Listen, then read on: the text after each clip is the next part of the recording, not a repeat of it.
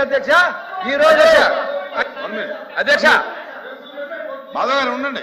అధ్యక్ష రామాయపట్నంలో పోర్టు 18లో శంకుస్థాపన చేశారు అధ్యక్ష. ఆ తర్వాత ఏషియన్ పల్ప్ ఇండస్ట్రీ 24,000 కోట్ల రూపాయల లక్షల కోట్ల పెట్టుబడి తీసుకొస్తే తరివేసింది వీళ్ళు కదా. వీళ్ళ వల్ల లూలు పరిశ్రమ తరలిపోలేదా? మన రాష్ట్రంలో పుట్టిన అమర్రాజా పరిశ్రమ తరలిపోలేదా? వీళ్ళు ఇండస్ట్రీ గురించి మాట్లాడతారు అధ్యక్ష. వీళ్ళు ఈ రోజు మాట్లాడతారు. చెప్పండి ఎవరు తీసుకున్నారు ఈ రోజున? మీ సుబ్బారెడ్డి ఏం చెప్పదలుచుకున్నారు చెప్పండి. అదేనండి, మీ వల్ల పరిశ్రమలు జరిగిపోతే మీరు నీతులు మాట్లాడతారని చెప్తా ఉన్నాను. సిగ్గు లేకుండా కందుకూరు ప్రాంతంలో పెట్టినటువంటి ఏషియన్ పల్ప్ ఇండస్ట్రీ తరలిపోయిన కారణం మీరు కదా. ఆ రోజు పోర్టును రద్దు చేసిన మీరు కదా. మీ అన్నయ్యలకు అప్పగించుకొని మళ్ళీ కొత్తగా ఏదో మొదలు పెట్టామని చెప్పి చెప్పుకోవడం నిస్సిగ్గుతనంగా మాట్లాడతారు అధ్యక్ష. ఇది చాలా అసత్యాలు చెప్తారు అధ్యక్ష సభకే. ఎల్ఓపి గారు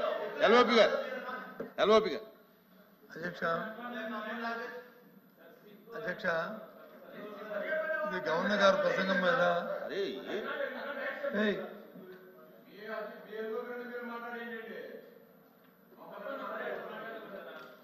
గవర్నర్ గారి ప్రసంగం మీద థ్యాంక్స్ చెప్పే ధన్యవాదాలు చెప్పే తీర్మానం మీద డిస్కస్ చేస్తాం అధ్యక్ష. ముందు ఇద్దరు సభ్యులు అట్లా మాట్లాడేది ప్రతిపాదించారు, దాన్ని సెకండ్ కూడా చేశారు. ఆ జరుగుతున్నప్పుడు చిన్నవి ఏమైనా ఉంటే దాన్ని అన్నది కానీ ఇళ్ళకి ఇంత ఇంటరప్షన్ చేస్తూ ఎప్పుడు సభలో ఇలాంటి సాంప్రదాయం లేదు అధ్యక్ష. ఎప్పుడైనా అవసరం ఉంది ఆయన మాట్లాడిన తర్వాత మళ్ళీ మీరు తీసుకోండి టైం లేదు, ఎవరో మధ్యలో అత్యవసరమైతే ఒకసారి తీసుకోండి. కానీ ఇప్పుడు మాట్లాడిన తర్వాత ముగ్గురు మంత్రులు తెచ్చి మాట్లాడారు అధ్యక్ష. ఇది ఎంతవరకు సంబంధించిన అధ్యక్ష? అంటే సభ సరిగ్గా జరుపుకుందాము, ప్రభుత్వంలో నాయకత్వం సభను సరిగ్గా జరుపుకుందాం నా ఆలోచన ఉందా లేదా అనేది మాకు అర్థమవట్లేదు అధ్యక్ష. మేమైతే సాంప్రదాయంగా సభ జరగాలని ఈ జరుగుతున్న చర్చ వచ్చి పరిపూర్ణ అవ్వాలని అది ప్రజలకు తెలియాలని మేము కోరుకుంటున్నాం అధ్యక్ష. ఇలాగైతే ఏంటి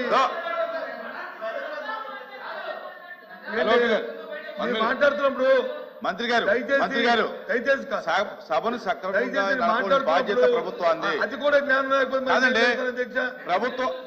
ప్రభుత్వం సభను సక్రమంగా నడపాలి. మీరే నిమిషానికి ఇంటరప్షన్ వస్తే మీరు సభను మీరే డిస్టర్బ్ చేస్తున్నట్టుంది. వినండి సభ ఉండండి. సభను సక్రమంగా నడపాలని బాధ్యత ప్రభుత్వానిది. మీరే డిస్టర్బెన్స్ చేస్తే ఇంకా ప్రతిపక్షం ఏం మాట్లాడుతుంది? అవి ఎలా ఉంటే ఇది మంచి పద్ధత? దయచేసి ఆలోచించండి, ఇది మంచి పద్ధత? ఇష్యూ బేస్గా మాట్లాడమండి, మాకు అభ్యంతరం లేదు. మీరు మాట్లాడండి, ఎవరైనా మంత్రి కావాలంటే తీసుకుని మాట్లాడండి, ఇబ్బంది ఏం లేదు. కూర్చోండి, మీరు కూర్చోండి. నా మంత్రులకే ఇస్తాం, మంత్రులకే ఆ ప్రివిలేజ్ ఉంటుంది. మీరు ప్రతి వాళ్ళు ఇలా మాట్లాడితే అది స్టార్టింగ్ దగ్గర నుంచి మీరు మొదలు పెట్టి ఇప్పుడు నీతులు చెప్తారేంటి అధ్యక్ష? మాధవ్ గారు క్లోజ్ చేయండి, మీరు క్లోజ్ చేయండి. ఇదేంటి సార్, పుస్తకం చాలా పెద్ద పుస్తకం చదివారు సార్. వాళ్ళు ఇంటరప్ట్ చేసి 10 నిమిషాలు పోగొట్టాను క్లోజ్ చేయమంటే అధ్యక్ష. ఇప్పుడు ఇండస్ట్రీస్ విషయం ఈ బుక్ లో ఏముందో, ఈ పోర్టుల విషయం కూడా అధ్యక్ష నేను ఒకసారి మీకు చదివి వినిపిస్తాను అధ్యక్ష.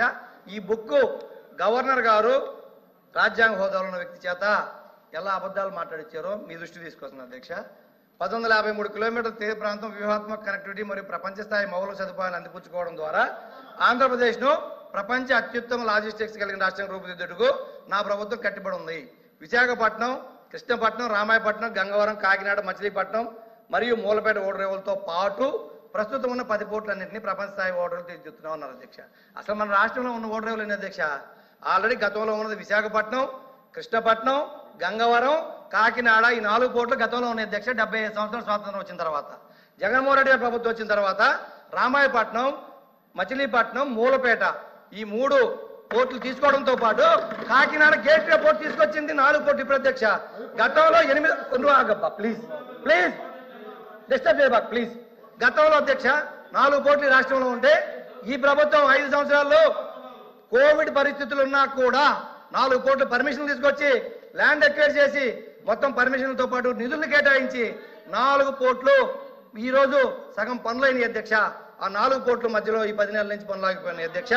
అయితే 10 పోర్టులు గతంలో ఉన్నోడితో పాటు మేము తీర్చిదిద్దామని చెప్తున్నాం అధ్యక్ష. ఇది మీరు రికార్డ్ చెక్ చేసుకోండి. మేము కానీ నేను ఏదైనా సత్యదూరంగా మాట్లాడుంటే నా మీద ఏ చర్యలు తీసుకున్నా నేను సిద్ధం అధ్యక్ష. ఇది మాత్రం నిజం. మీరు గవర్నర్తో అబద్ధం ఆడిచ్చారు, ఈ బుక్ లో ఉంది, ఇది చూసుకోండి మీరు. సరే సత్యదూరం అని చెప్తున్నాం కదా, సత్యదూరం అధ్యక్ష. ఇదే కాకుండా అధ్యక్ష, ఈ పోర్టులకి బిజినెస్ రావాలి అంటే 5 రాష్ట్రాలు మన రాష్ట్రంలో ఆధారపడున్నాయి కాబట్టి తెలంగాణ కానీ, కర్ణాటక కానీ, ఛత్తీస్గఢ్ కానీ, ఇలా అన్ని రాష్ట్రాలు మన మీద, కర్ణాటక కూడా మన కొంత ప్రాంతం మన ఆధారపడి ఉందని నేషనల్ హైవేల అధ్యక్ష గత ప్రభుత్వంలో 39,000 కోట్ల రూపాయలతో పోర్ట్ కనెక్టివిటీ నేషనల్ హైవేస్ భారతదేశ ప్రభుత్వం ఇచ్చింది అధ్యక్ష. మన ప్రభుత్వంలో మన ఎంపీలు తీసుకొచ్చారు అధ్యక్ష. అది కూడా ఆర్థిక విధ్వంసం అడుగుతాను అధ్యక్ష. ఈ సందర్భంగా నేను అయిపోయిన తర్వాత ఫిషర్మెన్స్ అందరికి కూడా ఆక్వా అభివృద్ధి చెందుద్దని చెప్పని దాదాపు 9 ఫిషింగ్ హార్బర్స్, 5 జెట్టీస్ గత ప్రభుత్వంలో నిర్మాణం చేపట్టింది అధ్యక్ష. అది కూడా వాస్తవం అధ్యక్ష. రికార్డులు చెక్ చేసుకోవచ్చు. ఎన్ని పనులు జరిగినాయి, ఎన్ని పనులు జరుగుతూ ఉన్నాయి, ఎన్ని పూర్తయినాయి అనేది కూడా అధ్యక్ష ఇవి మీరు చూసుకోవచ్చు. కానీ దీంట్లో ఆ ప్రస్తావన లేదు అధ్యక్ష ఈ గవర్నర్ ప్రసంగంలో. ఈ కాకుండా మెడికల్ కాలేజ్ అధ్యక్ష 11 ప్రభుత్వ మెడికల్ కాలేజీలతో 75 ఏళ్లలో ఈ రాష్ట్రంలో కడితే ప్రైవేట్ మెడికల్ కాలేజీలు కాదు అధ్యక్ష, వ్యాపార సంస్థలు కాదు అధ్యక్ష. 17 ప్రభుత్వ మెడికల్ కాలేజీల కోసం గత ప్రభుత్వం కేంద్ర ప్రభుత్వం దగ్గర అనుమతులు తీసుకొచ్చి దాదాపు 5 ప్రభుత్వ కాలేజీలు కంప్లీట్ చేస్తే మిగతా కాలేజీలు యూసే లేదు అధ్యక్ష. అవి ప్రైవేట్ పరం చేస్తారా, ప్రభుత్వంగా కట్టిస్తుంది అనేది దీంట్లో ప్రస్తావన లేదు అధ్యక్ష. ప్రజలు ప్రభుత్వ మెడికల్ కాలేజీలే ఉంటాయా, వాటిని ప్రైవేట్కి ఇస్తారా అనేది క్లారిటీ లేక చాలా కన్ఫ్యూజన్ ఉన్నారు. అది గవర్నర్ ప్రసంగంలో చేర్చుంటే బాగుండేదని నా అభిప్రాయం అధ్యక్ష. అలాగే టూరిజం అధ్యక్ష, టూరిజం విషయంలోకి వచ్చేటప్పటికి చెప్పండి, మాటలకే పరిమితమైంది కానీ ప్రభుత్వం పాయింట్ కి రిప్లై చెప్పవసరంలా. లాస్ట్ లో రిప్లైకి అవకాశం ఉంది.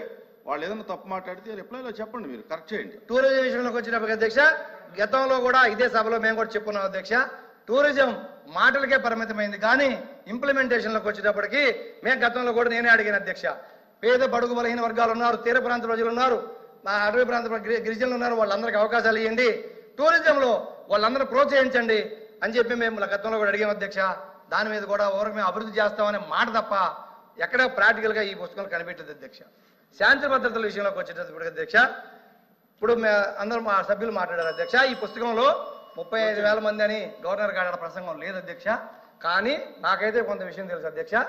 గతంలో వీళ్ళు ఎప్పుడైతే అపోజిషన్ ఉన్నప్పుడు ఆరోపణలు చేశారో ఆ ఆరోపణలు 35,000 మంది మిస్సింగ్ అయ్యారని డిప్యూటీ సీఎం గారు కూడా ఆరోపణలు చేశారు అధ్యక్ష. ఆ టైంలో చేసినప్పుడు డీజీపీ ఆఫీసు గత పోలీస్ డిపార్ట్మెంట్ వాళ్ళే ఎక్కడ ఇది ఈ సత్యదూరం కానీ ఆ మిస్సింగ్ కేసులు నమోదైంది 700 మాత్రమే నమోదైనవి.